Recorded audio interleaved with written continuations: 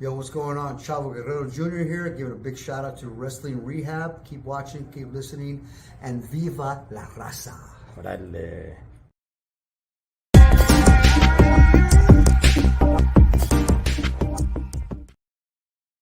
Órale. Cholo Trucker Wrestling Rehab. Shouts to all the junkies out there. Hey, man.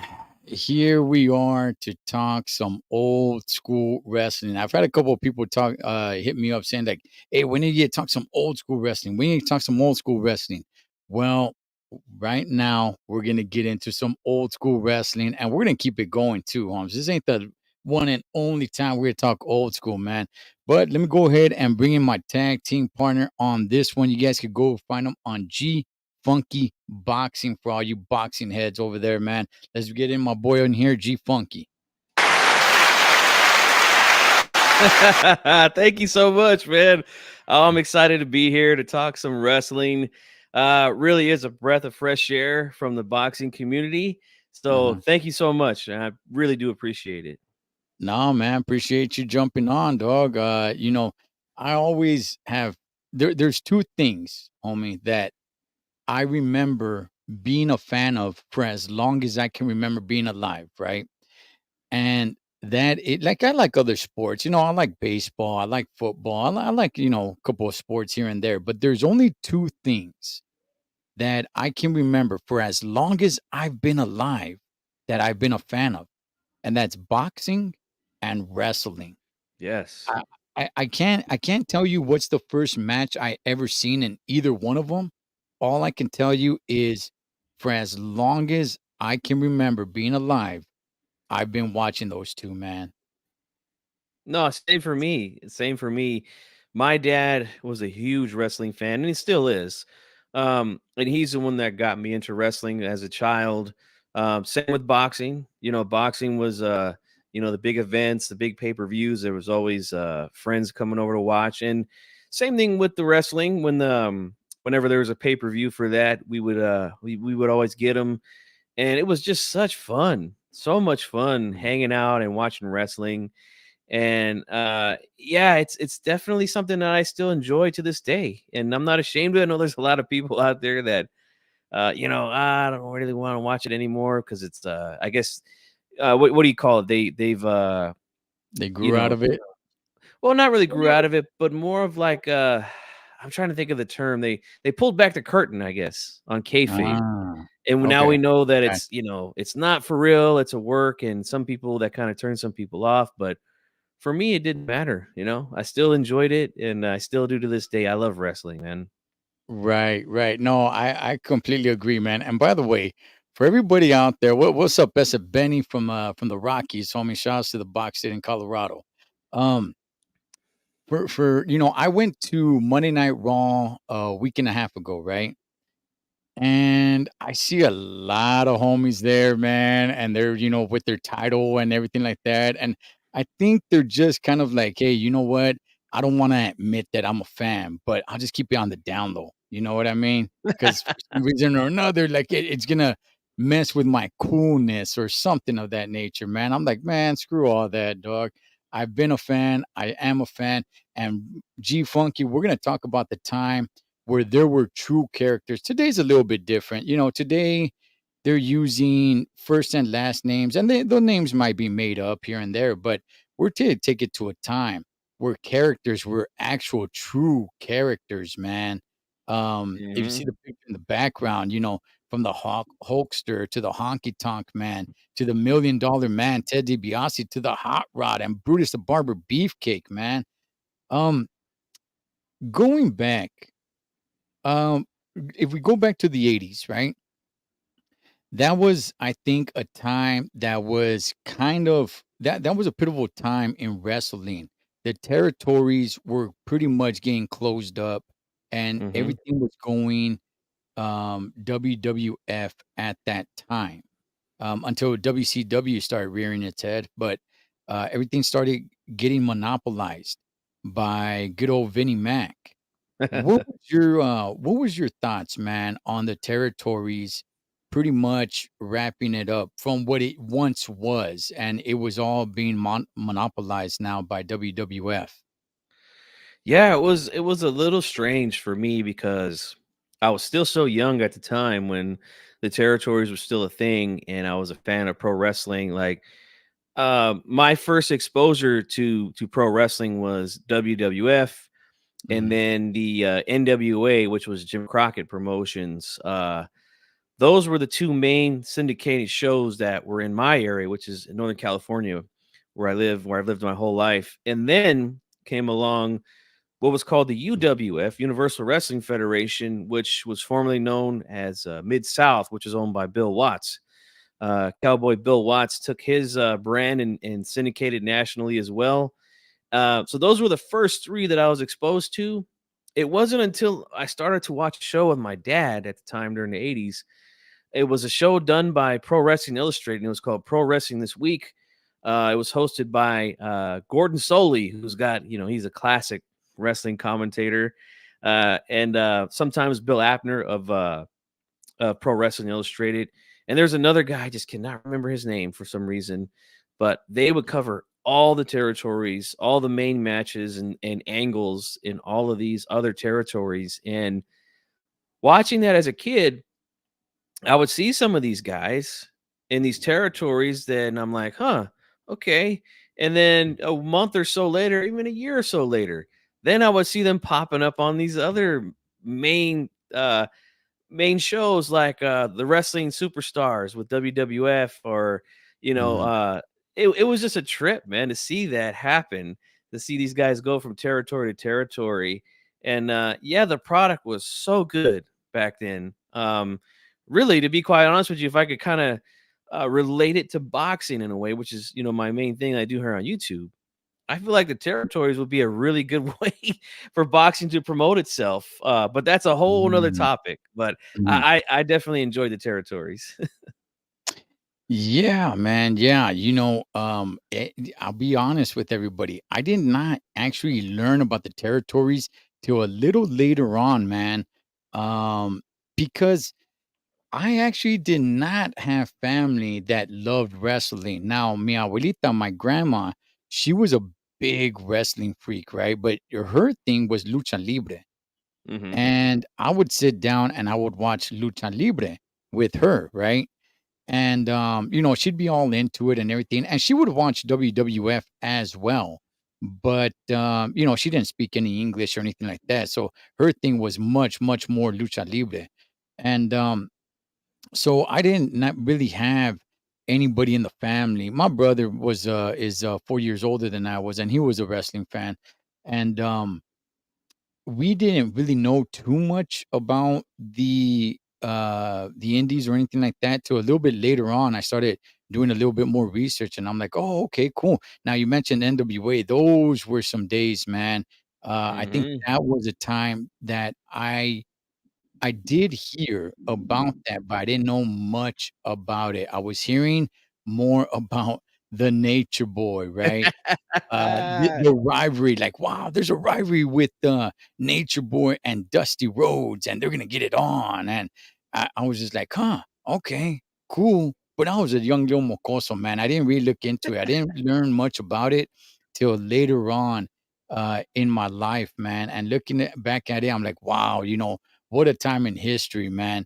Now, G Funky, I just mentioned one of the greatest names in wrestling in the Nature Boy, Ric Flair.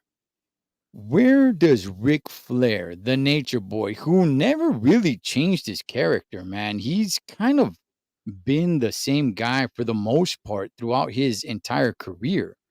Um, where does he land for you, knowing that he never really actually got to the WWF till I believe it was 1992? Um, Yeah. they were bringing up the Hulkster, right? Vince McMahon was bringing up what's up, Vanessa? Uh, Vince McMahon had got a hold of Hulk Hogan and really blew him up. Do you think that had Vince McMahon gotten a hold of Ric Flair, do you think Ric Flair would have been able to do the same thing that Vince was able to do with Hulk Hogan? Oh, that's a tremendous question, man. The thing about it, if he would have gotten Flair at the same time that he got Hogan, which I believe was early 1985, I want to say, or 84 or something like that. For the Hulkster, Uh, yes. Yeah, somewhere around yeah. there. Oh, that's a good question. I don't know how well Flair would have done in that territory because, it was a little bit different.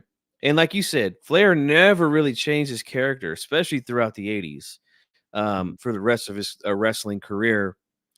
I don't know if the limousine, riding, jet flying, kiss stealing, wheeling dealing. I don't know if that would have gotten over with the type of product that they were pushing at the time during the 80s, because it was all about, at the time, was all about kind of getting the youth involved in pro wrestling. Territories had, again, it was local stuff, regional stuff. So, of course, the diehard fans were there every week buying tickets, selling out the arenas wherever they were. And it was mainly, at least in my opinion, it was mainly driven towards adults, where they had a lot of serious storylines and angles. Again, that's where the Four Horsemen come in. These guys are like, the elite wrestlers of uh, of the Jim Crockett promotion, as where WWF was kind of pushing more of like the, I don't want to say cartoonish characters, but yeah, kind of in a way, They had Hulk Mm, Hogan's Rock and Roll Wrestling at the time, which was a cartoon, mhm. and they were doing a lot of shows with MTV to try to get to the youth, which was big. Smart idea. It worked for Vince. Really got all of his characters over. So I don't know. That's a really good question.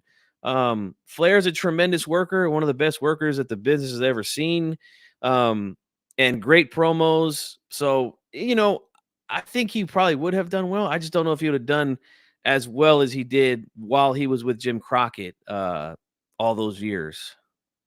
You know what? You brought up a lot of good points here. So, okay, if we dissect this a little bit, right? So, the Hulkster being a big dude, with his, what is it, 26-inch pythons and, Yeah. say your prayers, take your vitamins and all that good stuff, right? And them trying to link up with MTV, which was huge back in the days, man. Yeah. I don't think people remember how huge, and today MTV's whatever, man. There's, Oh, man, I it's I terrible don't now. even know anybody who watches MTV today. It's But at terrible, man. yeah, it's horrible television, man. But at that time, MTV had just started getting their wheels rolling, and it was huge, man. If ever you ever want to see music videos, you didn't have social media or anything. You went to MTV, man. It was huge. So they were really rubbing elbows with MTV. I think even Cyndi Lauper was mixing it up with the Hulkster, and oh man, the WWF and rock and Mhm. roll, are coming for you and all that good stuff, right? I can't see if we take Hulkamania away, which was another movement, right?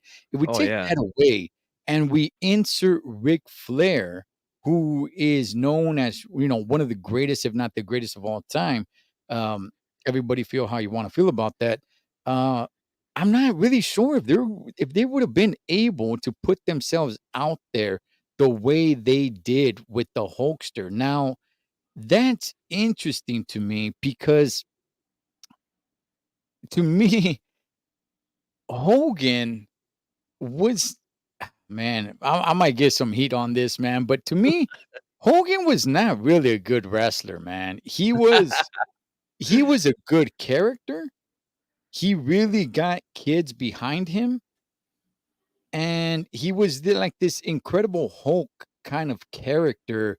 Yes. And if you think about back in the 80s, there was a lot more patriotism, and he kind of fit all that stuff. Ric Flair was, like you're saying, the jet flying, kiss stealing, willing and dealing.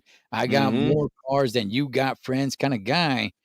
I don't think the WWF would have gotten over had they decided to get Ric Flair instead of Hulk Hogan.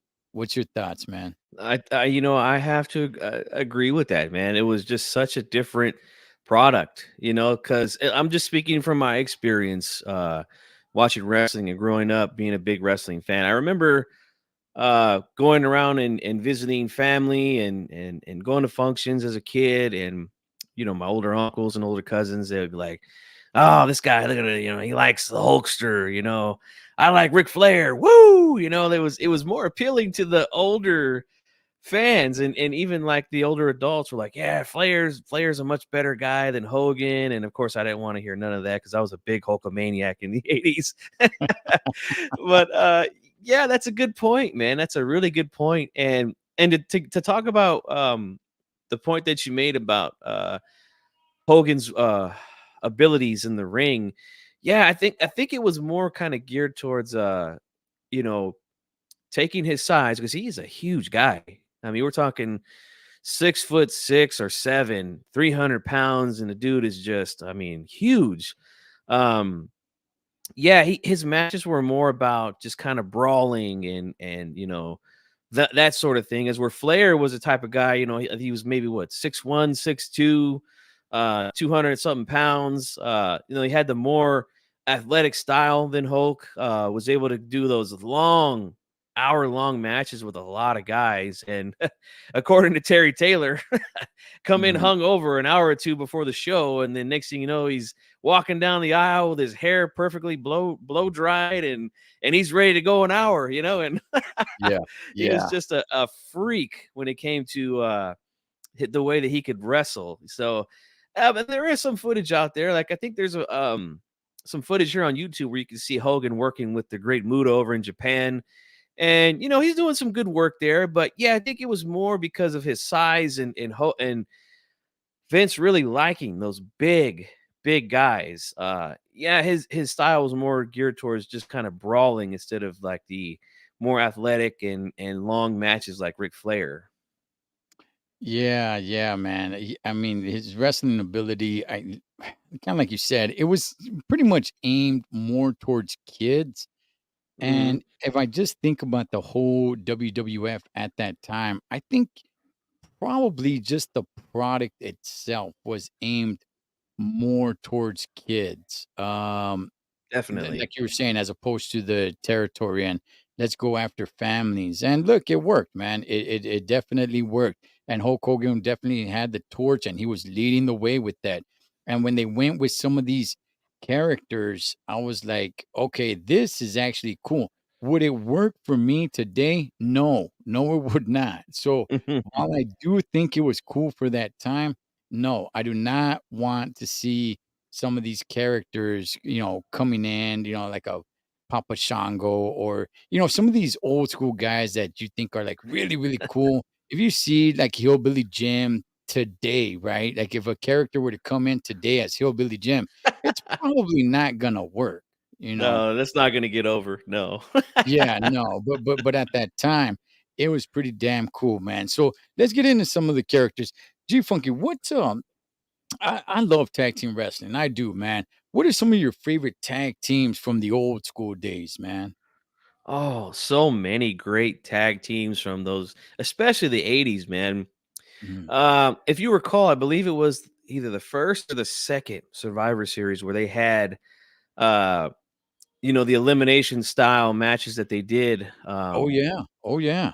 And they did one with tag teams, and boy, I'm probably gonna miss some tag teams here, but I remember seeing the Hart Foundation, the British Bulldogs, the Young Mhm. Stallions, Demolition, Powers of Pain, the Rougeos. There was even a group called the Conquistadors. I don't know if you remember those guys, but they No, were like oh, I they were gotta look them up, man. it was so bad. They were dressed in like these like full body, like gold, like it was so bad, but they were a part of the show. Uh the Rockers, another great tag Yeah. team at the time, the Brainbusters. All of these tag teams were in that match, and it's really one of the greatest matches in my opinion. I always go back and watch it whenever I got time on the I go on the Peacock and listen and watch the old matches from back then. Such a good match. Any of those tag teams, but I have to say, Demolition, really, they were like a kind of the WWF's version of the Road Warriors which later on came to WWF.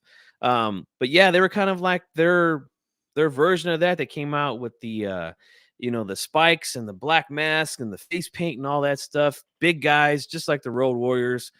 And then they came to the WWF. They were the Legion of Doom, so they had a lot of great tag Mhm. teams, man. But I have to say, my personal favorite from back then, I would have to say, is the British Bulldogs. And I see the Killer Bees right there, another Mm. great tag team as well. But I just really loved the British Bulldog style. They had a great, in my opinion, a great combination of power, explosiveness, and athleticism to their matches, especially with the Dynamite Kid, who's considered one of the greatest workers of all time. That tag team was so good, in my opinion. It was a really good tag team. And the Survivor Series, that pay-per-view, I thought stood out on its own because of those elimination matches that they would have. And then as time went on, they got rid of it. Not that they got rid of the Survivor Series, but they got rid of the elimination tag teams, and it ruined it for me because now it's just some other pay-per-view, and I'm like, "Nah, Charlie, man, bring back the elimination because that's what made it great." And then they not too long ago they started doing it again, somewhat. But let me see. Tom Baby, yes, Powers of Pain. Mm. Nobody brings them up, man. The Barbarian and the Warrior. Um, I thought they were a little bit more like the Road Warriors. Like Demolition, I get it. What was it? Accent Smash, probably Yeah, just because the paint on their face. But Powers of Pain, which Mr. Fuji, he was the manager for manager. that. Yeah, Yeah, I'm not really sure and how long they lasted. it was that pay per view where he turned on Axe and Smash because he was their manager going into that match, and then they turned him against them, and then that's when they made the turn. They made Demolition, who were heels at the time, turned them into baby faces because Mr. Fuji turned on them to help the Powers of Pain win that match. Okay, okay. That does sound familiar, man. I gotta go back in my think tank and really think about that one. But no, Powers of Pain definitely a great tag team out there. The Rockers to me, I thought were popular, G Funky, just Mhm. because of their look. But outside of that, man, I thought they lost a lot. They I don't know really what kind of success they really had. Marty Jannetty and Shawn Michaels, their look was good. Their finisher was somewhat, it was pretty cool. It was different, but Yeah. I don't really know how much success they really had, man. Their look for that time was pretty damn cool. I would say that. Oh yeah, definitely, man. The high flying, high energy type of style was fantastic to watch. Yeah, I don't recall them, and somebody in the chat might have a better recollection of this than me. But I don't ever recall them getting the straps, the tag team straps during that period. I do remember, Demolition having them. Who else? Bulldogs had them for a while. I know the Brainbusters had a really good match on a Saturday night's main event with Demolition. It was a best of 2 out of 3 falls, and they ended up going over that night and won the tag. They lifted the belts off of Demolition that night, and I Mm. think that ended their streak. And I still think they have the longest streak of being tag team champions in the WWF history. Yeah, there it is. Got slammed on the concrete. I remember Okay. that. Okay. Okay. Yeah, that was how they switched them to baby faces on that pay per view. Okay. Okay. Nice, man. Nice. Um, One thing that that you brought up, G Funky. So on Saturdays today, there is a show called Main Event. Okay. Now Hmm. they filmed that uh prior to Monday Night Raw going live. I went to a Monday Night Raw and they were filming Main Event. But if we push rewind and go back in the day, Saturday Night Main Event was as good as it got, man. Oh, man, it was fantastic, wasn't it? Oh, Oh, man, man. that was a pay-per-view event that you did not pay for. Yes, yes, it was. That was, kind of their thing in between the I guess you could call it what do you call it? The Big 4 original Right. pay-per-views Yeah. that WWF did, which was obviously WrestleMania was the first, and then they incorporated Survivor Series, SummerSlam and Royal Rumble. SummerSlam and Royal Rumble. Yeah, so those were kind of like, but the Saturday Night's Main Event was a thing prior to those pay-per-views, but you're right. You got some really good matches during those nights on NBC. Oh, I remember staying up late to watch those as a Oh, kid. yeah. Oh man, they were so good, man. So good. Yeah. Yeah, because look, wrestling at that time, at least when it came to WWF, right? You would have the regular shows, and they even had a show come on like on Saturday morning or something like that. But um, you would basically just have some of the main guys go in there against some of these scrawny, no-name jobbers, Jobbers. and they would tear them up, G Funky. I mean, they would Yeah. just tear them apart, man. It's like I never went to one of those shows. I kinda wish I would've, but I never went to one of those shows, but it's like, dog, you're going to one of these shows just to see, some scrawny little, I don't know, man, 5'8", a buck 70 or something, go in there against a 6'2", 220 pound, heck, I don't know, Roddy Piper or anybody, man, go in there and just demolish them. Like they didn't even get Yes. a punch in. Sometimes they'll get a punch and they'll just start laughing at them, man. But hey, man, being one of those jobbers, that had to be a rough life, man, because you're just getting torn to shreds, man.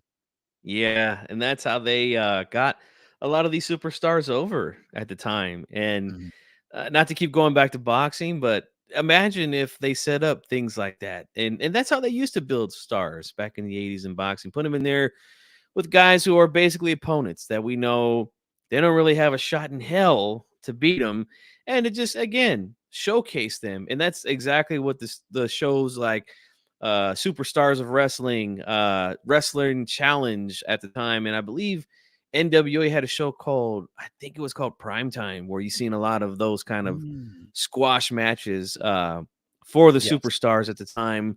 And I was so good, man. The product was just unbelievable at the time. And to get back on the main event, if you don't mind, Mhm.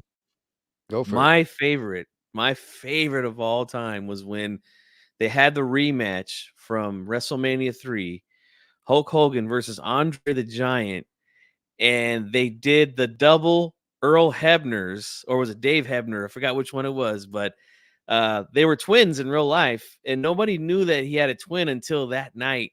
And they did the whole angle where he counted Hogan 3 when he had his shoulder up, and Ted DiBiase, the $1 Million Man, paid him off to do it. And oh, it was just fantastic, man. That's definitely one of my favorite episodes. And then at the end of that match, Hogan picks the referee up over his head and throws him out into the aisleway, all right, on top of Andre and DiBiase and Virgil. That was so good, man. Yeah. Oh man, that the reason why I brought up those squash matches with the jobbers is because main event you did not get that. That's when you Mm-mm. saw some of these main guys go in there in the ring and mix it up with one another.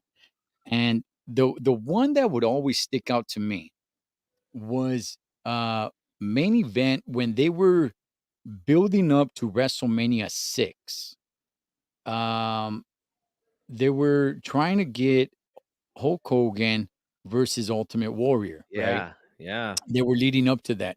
And at the same time, Hogan still had a little bit of beef, unfinished business with Earthquake. Mhm. And he had a match with them. And, Earthquake has his punk ass homeboy, Dino Bravo, right? So, they're over there, man. And they start putting in work on Hogan. And Warrior comes out to save the day. And this is what they used to do to build up some of these matches. It's like, well, why is Warrior coming out? Well, nobody cares. We just want to see these guys in the ring. He comes out, gives a good clothesline to Earthquake. He takes a bump and gets out of the ring, starts freaking everybody out. And he's trying to see, hey, Hogan, you okay? And Hogan keeps on like brushing him off, like, get off of me. Like, like Hogan is still hurt, yeah, but he Yeah. doesn't even really know that it's Warrior in the ring or anything. He's just kind of like, he feels a hand on his shoulder and he's kind of like brushing it off, like, get off me. And Warrior, because it's just his character, he just starts running the ropes back and forth, back and forth.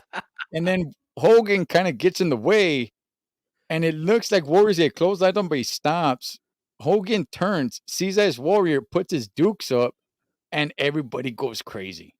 Man, they really had the audience, man. They really did. But hey, G Funky, let's talk about heels Mm. in back in that time. I mean, heels back in that time will get some real heat. I'm talking about life-threatening heat, man. It's not like Mhm. today.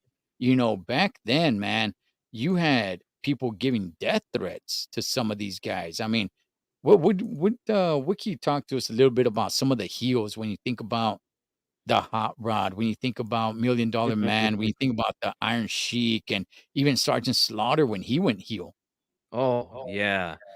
Yeah, that was a crazy angle that they did with Sarge. With everything going on in the Middle East, the United States was in the middle of a war in Iraq, and yeah, he turns into a Iraqi sympathizer. Right. Man, that I mean, you talk about some heat. That was some heat right there, man. And I remember him burning Hogan's the Hogan's shirts and stuff like Mhm. that. And they showed him having taking pictures with Saddam Hussein. I was just like, oh my god, this is this is crazy stuff, But to go back a little bit further, like you said, the Iron Sheik really he's the one that kind of first kind of pushed that envelope because he's from Iran.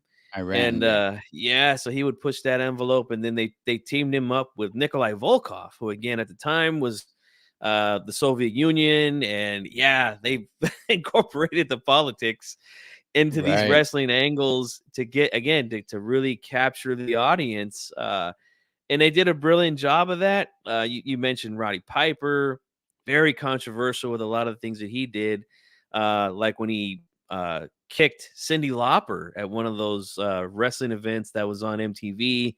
Boy, that got a lot of heat, and that's what helped sell the WrestleMania. Uh, Honky Tonk Man as well was a good heel. I remember that Saturday Night's Main Event where he took on the Macho Man Randy Savage, and him and the Hart Foundation are beating him up, and they're getting ready to hit him with the guitar, and here comes Miss Elizabeth to step right in and Mm. stop him. Yeah, that really played on people's emotions. Such a great job, and of course, who doesn't hate a guy like the Million Dollar Man who's got all that money, and his whole catchphrase is everyone's got a price, and Yeah. I just remember on those shows, not like the main ones, like the Saturday Night Main Event, but like the superstars and the wrestling challenges where he would do these things where he'd call these kids into the ring. And I remember there was one that was real famous where he offered this kid $100 if he could dribble a ball. I think it was like 10 times or something. And then, he looks like he's gonna do it and he kicks the ball away. Yeah. Oh, Yes. Jesus. Oh, that was great, man. That is great. Yes, I remember that. He's all like, "Yeah, dribble the ball." I don't know how many times, and he's getting really close. He's like right there, and Million Dollar Man kicks the ball. I understand, man. So Oh, good, man. yeah, that Such good writing back then. oh, that was gold, man. And then him having Virgil as like his butler and all, like it just Mhm. yeah, Million Dollar Man, what a great, great heel. I mean, his laugh that he would do went perfect with his character. Um, just I got all the bucks, I got all the money, and wow, man, just a great. Great character, and not a bad wrestler either, man. Oh yeah, Him really good. yeah, yeah, him, feuding with, Hogan and, what was it? I think it was WrestleMania shoot, WrestleMania 2, I believe, where the Macho Man, became champion, beating I know it was a tournament, and Hogan couldn't compete because I think he was hurt at the time, but he did make his presence felt. And he went down to Oh the ring to help Macho Man because Andre the Giant was down there, cheating and all.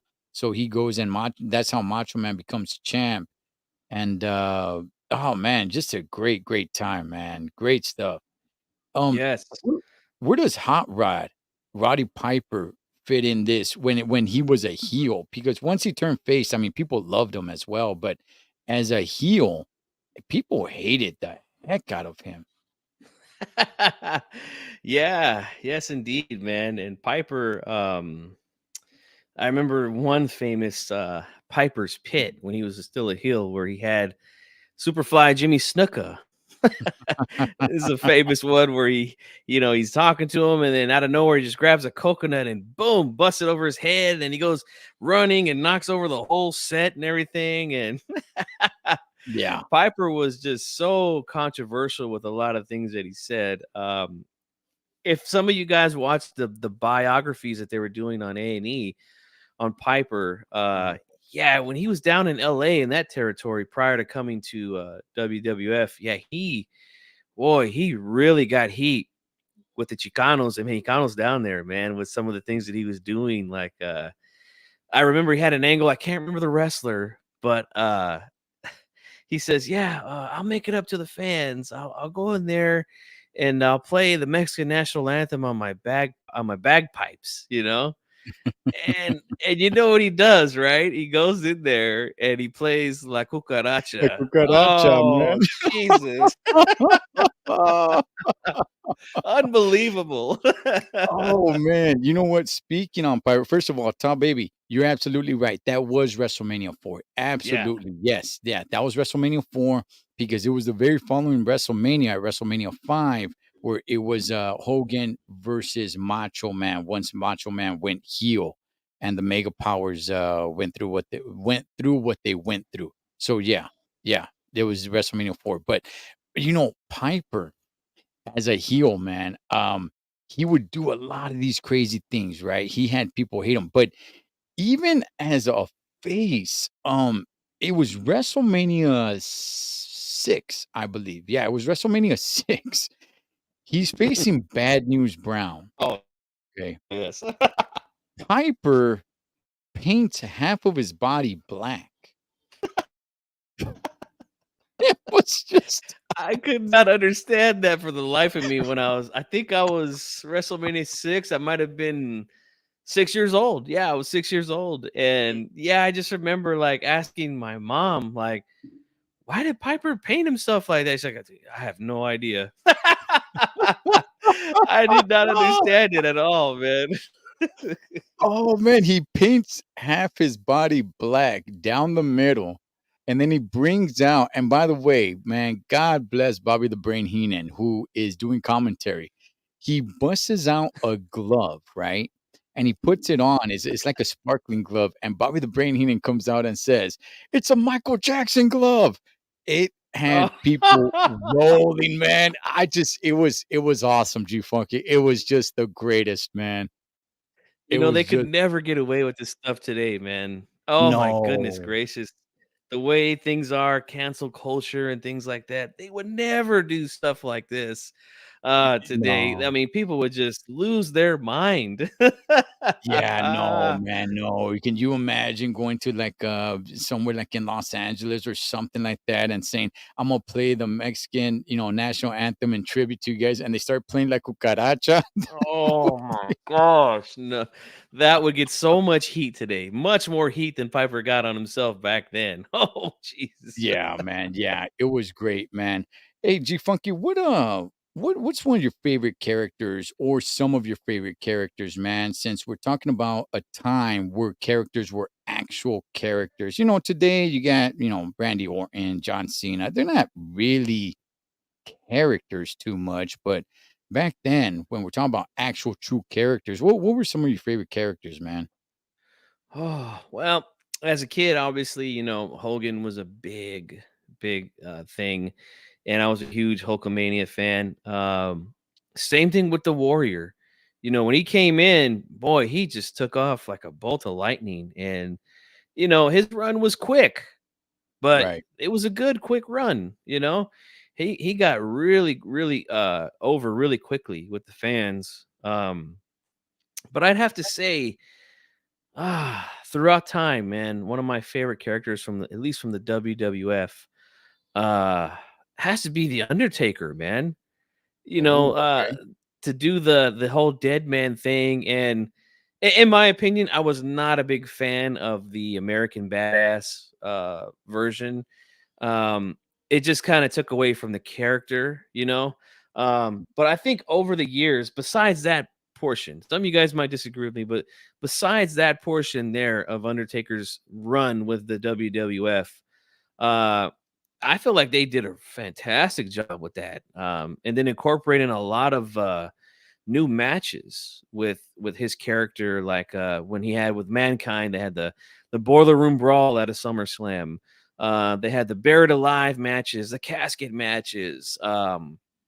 And as things went on and on, like when he had the Ministry, which is around 99, 2000, something like that. Uh, it was just to me just a really cool character, and it lasted. It had such a long shelf life, and you wouldn't think about it. A guy who's portraying a dead person. You wouldn't think Right. that would last, have such longevity, but it did, and I think it's really because of Mark Calloway. He's such a good worker, and he really nailed that character, man. I mean, a phenomenal job by the Undertaker to sell it to the crowd for that long. Oh, yeah, man. Look, when it goes down to just wrestlers, character longevity, I mean, hands down, it's got to go to the Undertaker, man. It was just, I mean, the longevity to it all, and I'm gonna agree with you, right? The American Badass to me, it Yeah, was it go was without it. just, it was decent to me at best. But just the whole dead man and everything, and again, you transition that all the way to, the 2000s and 2010 and all that stuff, and you're still Yeah. playing this so-called dead man while everybody else, those characters are pretty much gone, and Yeah. you're still as huge as ever, but I will say this, you brought up, The Ultimate Warrior, and I wanna talk about Warrior in a second, but, um, Warrior to me was badass, right? And I do wanna talk to him I do wanna talk about him in a second. Brutus the Barber Beefcake was kind of it was cool, right? It's like this guy's playing a barber who's coming out with some hedges, and he'll Yeah. cut your hair and everything. Jake the Snake, while I Great love the character. character and everything. Oh, yeah, great character, Um, bringing out the DDT. Would he have been as big if he didn't have Damien with him, though, G Funky?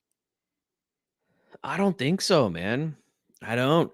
I mean, he was over in the territories that he wrestled in prior to coming to the WWF. But them kind of rebranding him, calling him Jake the Snake, because I think he was just Jake Roberts prior to that, and then they added the snake portion, and they gave him the snakeskin boots and the snake on the tights, and then the actual snake. Yeah, that Mhm, definitely helped get that character over. Um, some of his runs that I remember early on in his time with the WWF was when one of the best heel moves of all time was when he DDT'd Ricky the Dragon Steamboat out on the concrete, then mhm, rolls him into the ring and drapes him with the python. mhm, That was mhm. just phenomenal stuff there. And really a thing that was kind of ahead of its time, because we didn't see things like that back in the day. Guys getting DDT'd on the ground like that. Um, and then of course, early 90s when him and Macho Man had their feud, and then this is when he Oh, yeah. pulled out the Cobra, and then the Cobra Oh, bit Macho Man on the arm. That was like that freaked me out, man. As a kid, I was like, "Oh my god, is he gonna die?" You know, like Uh, that was phenomenal stuff, man. so I'm sure you've watched him talking about that where he's he even imitates Macho Man's voice, right? He's all like, "Hey man, is it defanged?" And he's all like, Yeah. "Yeah, yeah, it's defanged." "Well, the only way I'm gonna let this go over is if it bites you first, brother."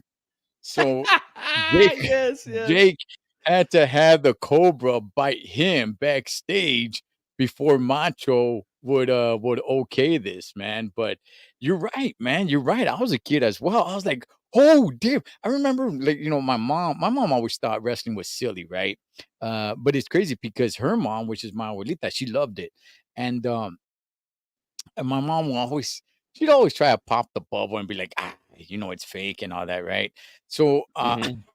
I remember I remember, "Ma, look, the snake is biting him. What are you talking about? He's fake. He's gonna die." And then I think like medical staff came out and everything. Yeah, they did, I w yeah. I Yeah, I was tripping out, dog.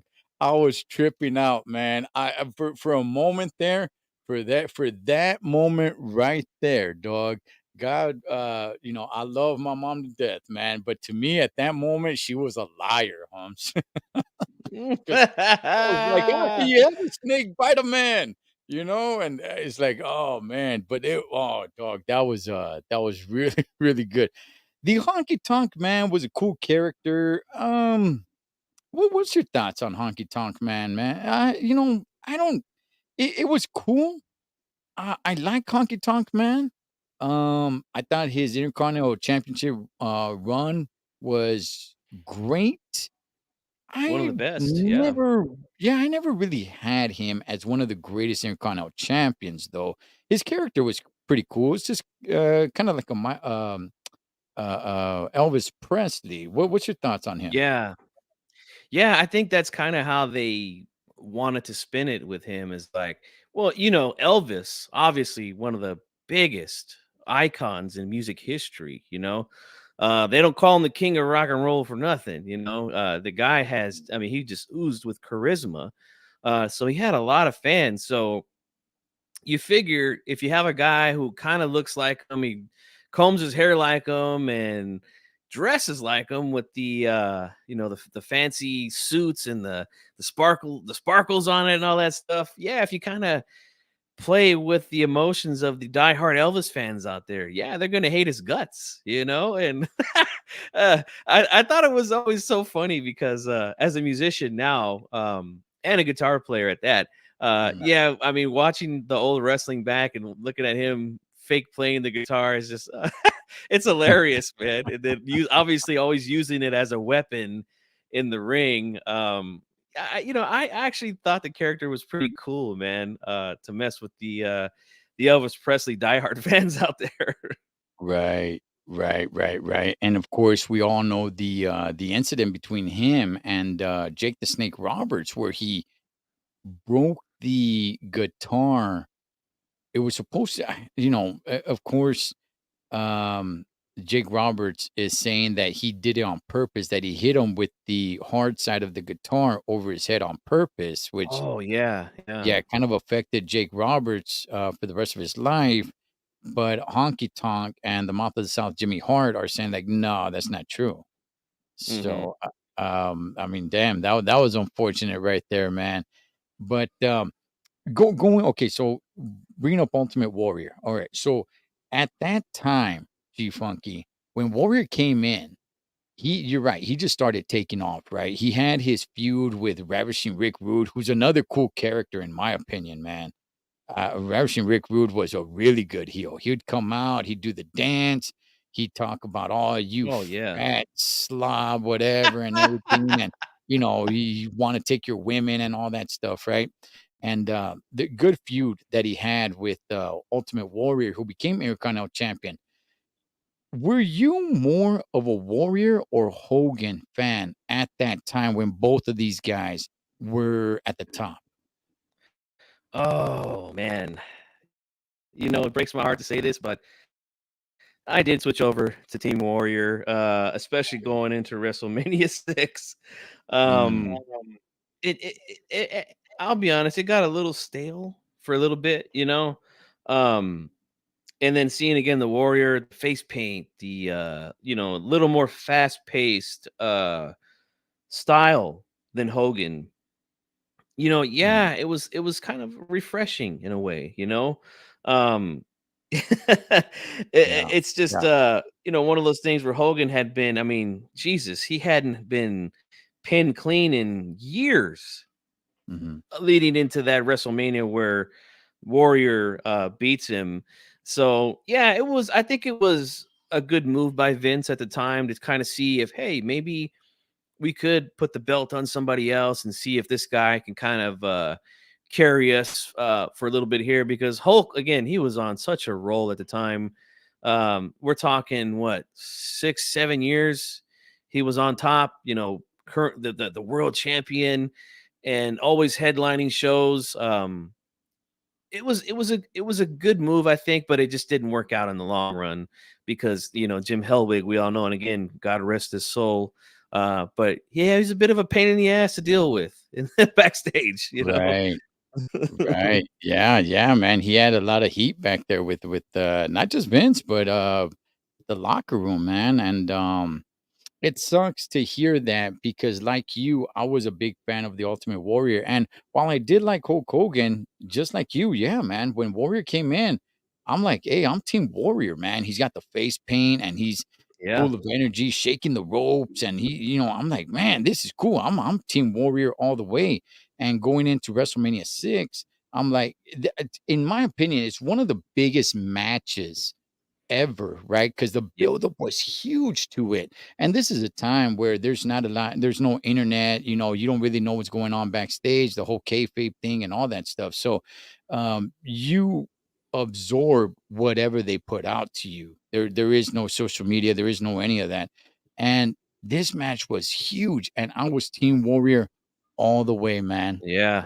Me too. All the way. It almost kind of seemed a little bit to me that a little bit more of the adults were more Team Hogan, Yeah, 'cause he was a little bit more original, but, it seemed like kids, not all kids, but, a good portion of the kids were going for Warrior, and so was I, man. Just the face paint and that time as well. I mean, the time definitely has a lot to do with it. When you think, the 80s and 90s and, MTV and all that stuff, and the way Warrior comes running out and the face paint and the way he's talking and he's doing the Slim Jim commercials and all that stuff. It really went well with it.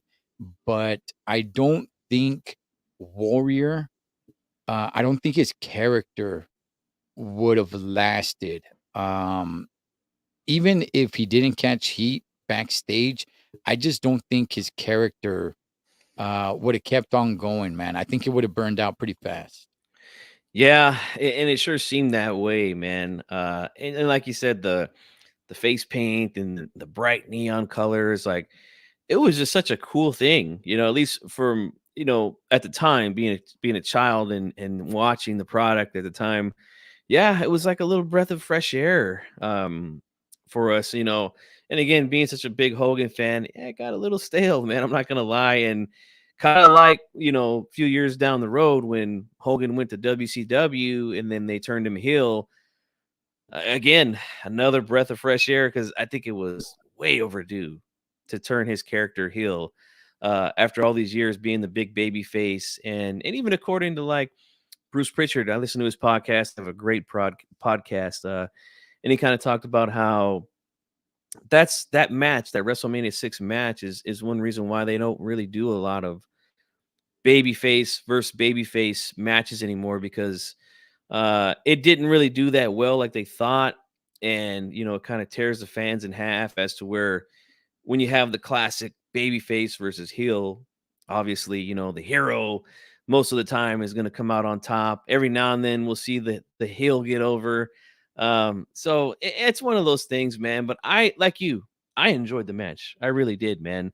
But hey, man, I have to get going. I have a show on Yeah. my channel coming up here in about 7 minutes.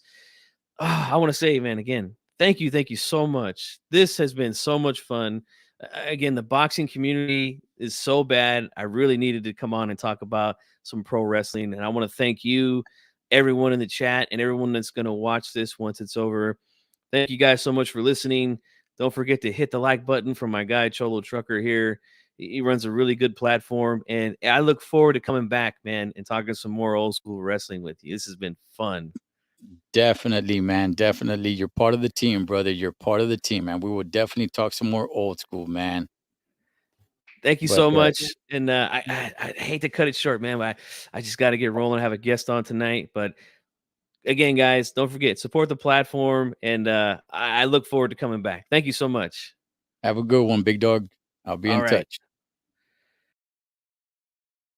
Oh man. All right. And we're gonna cut it right there, man. We could have kept on, man, I could have kept on going on and on and on, right? But we don't want to get too long on here. But yeah, I love talking some old school wrestling, man. The golden era of wrestling. Yeah, you know what? We're also gonna be touching a little bit on the territories and the indies as well. I'm gonna have to get G Funky and a couple of old school guys on here because I'll be real with you guys. I don't really know too much about it, but definitely want to do a heck of a lot more. With the territories and talk a little bit more about a lot of the old school times, man. Just because it's history, a great part of history, and no matter what's going on in the world, right? Whether it's back then or here or even as a little kid, right? It's not like I'm thinking about the world's problems, but maybe I have problems at school or something when I was in the second grade or anything. As long as I was watching wrestling, not for that time that I was watching wrestling, for that moment, nothing else in the world mattered. Nothing. I wasn't thinking about school, wasn't thinking about any teachers, wasn't thinking about any bullies, any fights, any problems, or nothing. Nothing. Nothing mattered except for what I was watching and experiencing right there at that time. Man, hey, gracias for tapping in, everybody. We'll go ahead and we'll definitely, like I said, talk some more old school wrestling as we keep on doing this, man. All right. Hey, Cholo Trucker, Wrestling Rehab, shouts to all the junkies and my boy G Funky Boxing. I'll leave the link pinned in the comment section. If you guys are interested in boxing, he's got a good boxing channel. You guys go check him out. Until then, I'll catch you guys on next one. And